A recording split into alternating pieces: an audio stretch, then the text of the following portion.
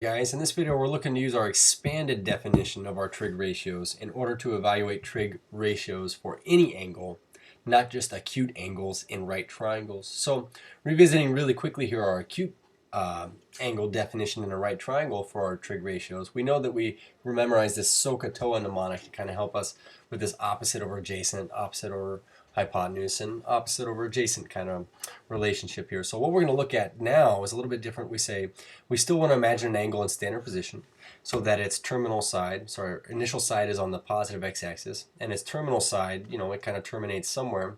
But what I also want to imagine is that there's a circle of radius r that is also centered at the origin. So the vertex of our angle is actually the center of our circle. What this does is it gives us a case where we can kind of imply that, well, then there's always going to be this point xy on the terminal side of our angle where it intersects this circle. And from this point, we're always kind of able to drop down in altitude back to the x-axis, and we can kind of develop this right triangle relationship right here, where in this particular case, because we know this point of intersection of our terminal ray in the circle, we kind of know the two dimensions of this triangle are x and y respectively, because we would have to go right by x and up by y in this picture to get to the point xy.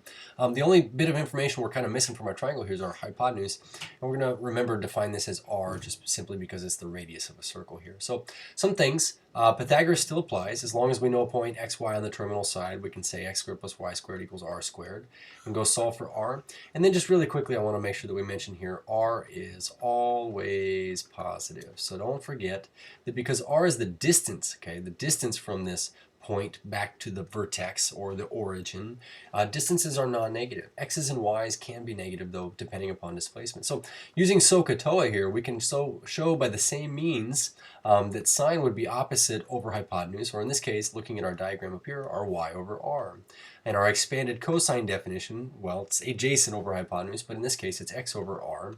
And then last but not least, we would have our tangent expanded definition would be opposite over adjacent, or y over x. So our intent is to use these today in order to evaluate the trig ratios of any angle. And so we're going to start by kind of taking a look at this letter B here. It says, given that the tangent of our angle is √3, and the angle lies in the third quadrant, go find the value of the remaining trig ratios, okay? So the very first thing we're actually going to do is we are going to make sure that we sketch a picture.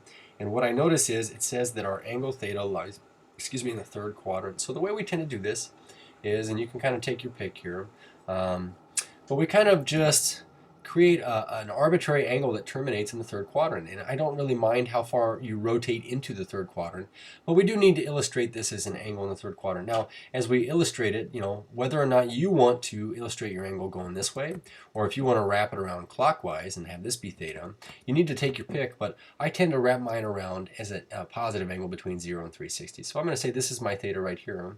The way this works then is that we're going to choose a point on the terminal side, and we always drop it back to the x-axis. This is going to represent the altitude of our triangle.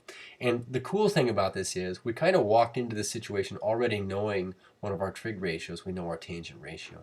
So I hope you noticed that I put our √3 here, which wasn't a fraction form. I put it over a 1 because we can do that, but we want to look at this as a ratio. And the neat thing about it is recall that tangent is y over x. So right next to my √3 here, I'm going to put a y. Right next to my 1 here, I'm going to put an x. But I want you to understand that what I really have here are two sides of my triangle. And in this particular instance, I know my y value is √3, which is right here. And I also know my x value is 1. The only thing missing from this situation is r. Now you'll notice that I put √3 and 1 next to my y and my x respectively because that's what I had in my ratio here. But this is also going to illustrate why it's very important we sketch the picture. And I hope you see that we went left and down in order to get to this point on our terminal side. So what must be true about our x value and our y value here? Well, as a matter of fact, they must both be negative. And so why does it make sense, though, that our tangent value is √3 over 1 if these are both negative? Recall that if tangent is y over x, and our √3 is negative, and our 1 is negative, a negative divided by a negative is positive. So step number 1 is always going to be sketch the picture and fill in what you know with the ratio that I just flat out give you. Now, as far as any remaining information, we're going to use our Pythagorean relationship here to solve for it. And so let's set this up here. We'd have -1 squared plus -√3 squared is r squared. I suppose this would give us a 1 plus just plain old 3 equals r squared. And so you can see that we're going to run into this reasoning that r must be 2. Now, It's technically the square root of 4, which is plus or minus 2, but we want to be careful here to imply that it must be a positive 2 because r is an always positive distance. Okay, so here's my advice. My advice to anybody that does things where it's a trig function of any angle here. You just kind of make a little index off on the side and you write in what you know. In this case, we knew that our y value is negative root 3, our x value is negative 1, and we observed that our r value is 2 here. So to put our ratios together, we're just going to use our definition of our trig functions here, y over r, x over r, y over x. And we'll see that our y over r in this case, or our sine, would be negative root 3, and this is over 2. Our cosine looks like in this case would be a negative 1 over 2, and our tangent value, y over x, would be a negative root 3 over a negative 1. So going over here and working through our reciprocal ratios, okay, we would get our cosecant as negative 2 over root 3. We would get a negative 2 over 1 here, and then here we would get I suppose, a negative 1 over a negative root 3. Okay, so some things. I always would suggest you write these ratios first, even if you need to simplify them, but then simplifying after the fact is a good idea. So I would say this is positive root 3 here. This one, because I have two positives, becomes, sorry, two negatives, it becomes a positive or a positive.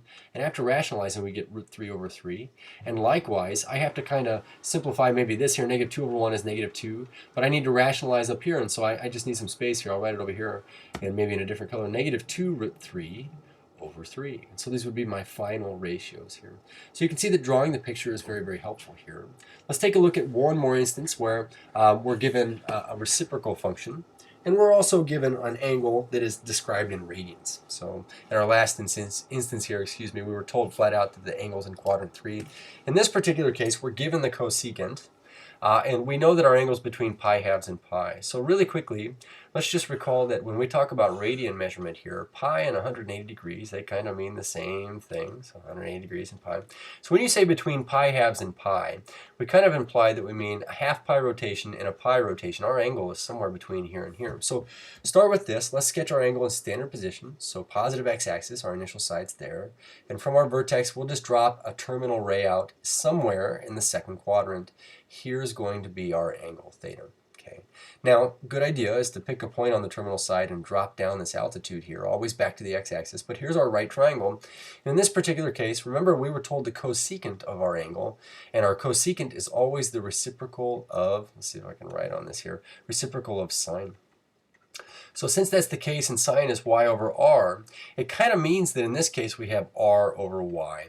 And so going over to our triangle here, our r value is 3. Okay, we'll put a 3 on here. Our y value is a 2. The only thing we don't have down here is now our x value. And so again, just like we did previously, we're going to use Pythagoras to kind of work through this. It's just that in this case, we don't know x and y, we want r. We know y and r, we want x. So let's go ahead and do this. We would get x squared plus 4 equals 9. If we subtract that 4 from that 9, we get a 5. And so this means that our x value is plus or minus the square root of 5. So let's discuss this plus or minus really quickly here. Why plus or minus? Well, it's a radical, right? You know, an x could be positive or negative. It's not like an r value where it's always positive. But in this particular case, look at the image, the sketch you made. And this is why we really draw these sketches, because it could be beyond, there could be no doubt here that this must be a negative root 5, because as we are comparing ourselves to displacement from the origin, we went left and up to get to this point on the terminal side. So again, just kind of like I tend to do, you don't have to do this here, but it's always a good plan. If we're going to use our general definition of the trig ratios, then let's just put our x's, y's, and r's over here. We get x is negative root 5, our y value is a 2, and our r value is a 3. Let's go set these up. I suppose our y over r, or our sine, would be 2 over 3, so our cosecant is 3 over 2. Our cosine would be x over r, so negative root 5 over 3. So this would be negative 3 over root 5. And then our tangent value would be y over x. So we're going to get a 2 over a negative root 5. Just like this will be a negative root 5 over a 2.